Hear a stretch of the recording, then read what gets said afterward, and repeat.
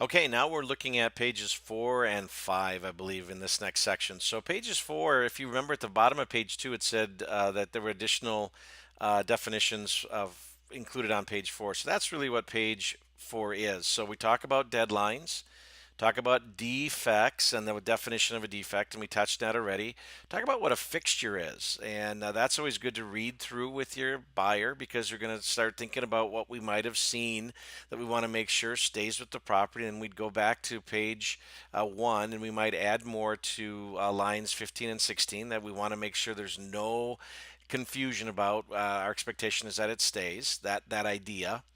And then we talk about property dimensions and surveys. That's a good conversation with your buyer, depending on where they've owned property before. In some states or some markets, it's customary that there's a survey done on every property, and that's not really customary here. And if it's to be done, it tends to be fairly expensive. It also talks about the pre-closing walkthrough, and it says that the buyer has within 3 days prior to closing, at a reasonable time pre-approved by seller or the seller's agent, has the right to walk through the property and determine that there's been no significant change, except for ordinary wear or tear since the time that they last saw the property, and that any changes that were made based on the inspection, any corrections or fixes have been done. And then it does talk about property damage between acceptance and closing. So this is a great one to read through because it gives very clear direction of what were to happen. So let's say, for example, we have a hailstorm between now and June 22nd, and it's done significant damage to the property. There's language on how that gets handled. So again, read it, read it, read it. Your answers sit there. Then we're going to go to page 5. Page 5 is our next page that we can add. We can add some things if we choose to. Always double check that at the top of the page the full property address is there and it's correct. Here's where we're going to talk about financing. In fact, that's the entire page really is about financing. And so let's say that we have had the buyers pre-approved with Waterstone and they have been pre-approved for a certain type of loan, and they want to make certain that if for some reason they can't get that loan, that they're not obligated to move forward and buy the property. So that's what this contingency is for. So we're going to check the box under financing contingency, and it says the offer is contingent upon the buyer being able to obtain a written blank first mortgage loan commitment as described below. So here's where we want to be specific if they're clear that they want a specific type. So for example, it's out in Belleville, it might be a USDA loan, and that's the only one they really could qualify for. So we want to put that in there as the language, because if for some reason they can't get that, they have the opportunity then to back out. Now that doesn't mean they can't go get some other type of financing. This is a protection for the buyer. So it's saying if you can't get the exact loan you're looking for, you do have the right to back out based on this, as long as you do it in the timeline we've laid out. So let's say, for sake of example, they're going to do an FHA. And so that I'm going to type that in. And that's, again, not saying they couldn't go get a conventional loan or some sort of adjustable rate loan or some other type of loan. It just says if they can't get an FHA loan, it's the buyer's opportunity to say, I want to call the deal off. So it says that we're going to get a commitment for that, which is a letter from the lender saying that as long as nothing changes between now and closing, the funds will be there. And let's say we're going to say we're going to get that within, let's do 30 days. And I only know what to put in there because I've talked with the loan officer they've been pre-approved with. So I would be very clear with that loan officer and say, how many days do you need for the commitment? And give me all the what they're talking about from a loan perspective. It says the financing selected shall be in an amount of not less than blank, so not less than blank. So we're saying how much they're financing. So our offer price was, what did we offer? I forgot now. I've been talking for the last couple of minutes. 255, right? So let's go back and say they're going to put with FHA they're going to do 4 or 5% down. So 255 times 0.95 means that they're going to do 242,000. 250. And again, you're going to see some other variations in how people fill this out. This is the most correct, and that's put the actual dollar amount in there. It's for a term of not less than blank years. So we're going to say it's a 30-year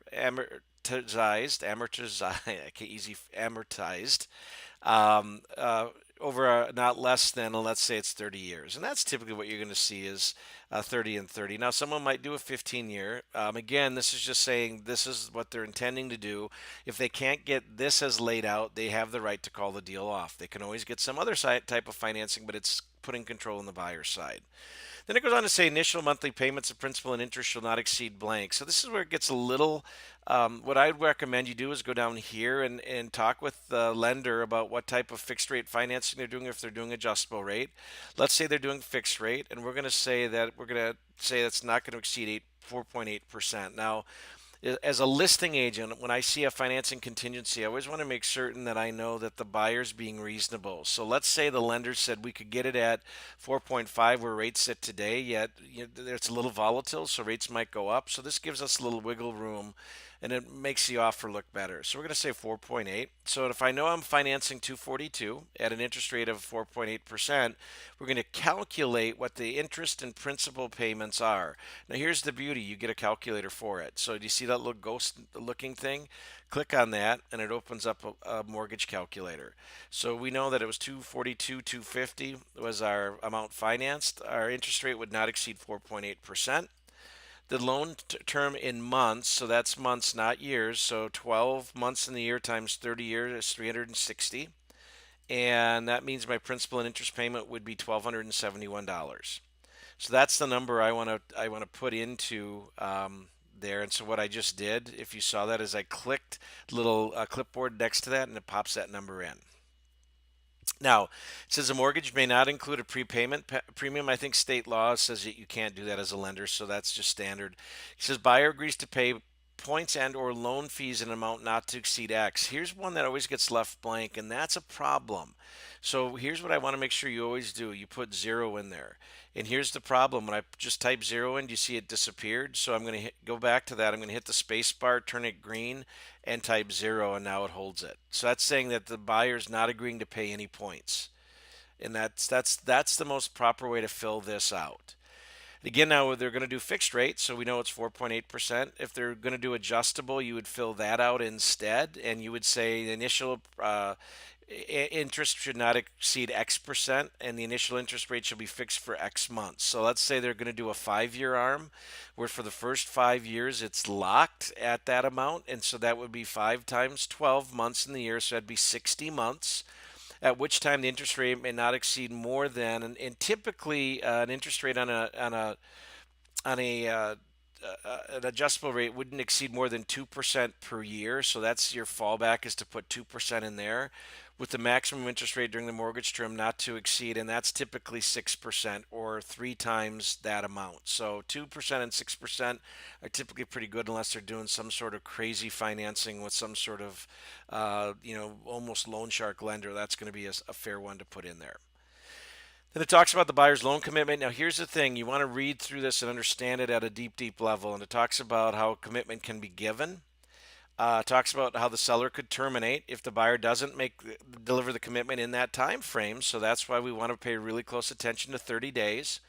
And then if the financing isn't available, here's why I want to really be clear about what the buyer will accept, because it gives the seller the right to provide the same financing if the seller is in a position to do it. So it would make them move forward with the offer. Then it goes on to say if it's not contingent on financing. So if we didn't have this paragraph here it talks about what can happen. And then the appraisal contingency, it says the offer is contingent upon the buyer or buyer's lender having the property appraised at the buyer's expense within so many days. And so if there's financing involved, I'm going to say you always want to include that. And you want to work with the lender and say, how much time do you think we need for the appraisal? And one of the things I'd tell you is do not put the appraisal contingency do the same time as the financing contingency, because that doesn't work, because the appraiser has to go out and appraise it, get the report to the lender before the lender can send it to underwriting before they can issue a commitment letter. So let's say it's 20 days. So that gives them 10 days from the time that deadline hits in order to get the commitment letter. And that's pages 4 and 5. So we're going to move on to 6 in the next video.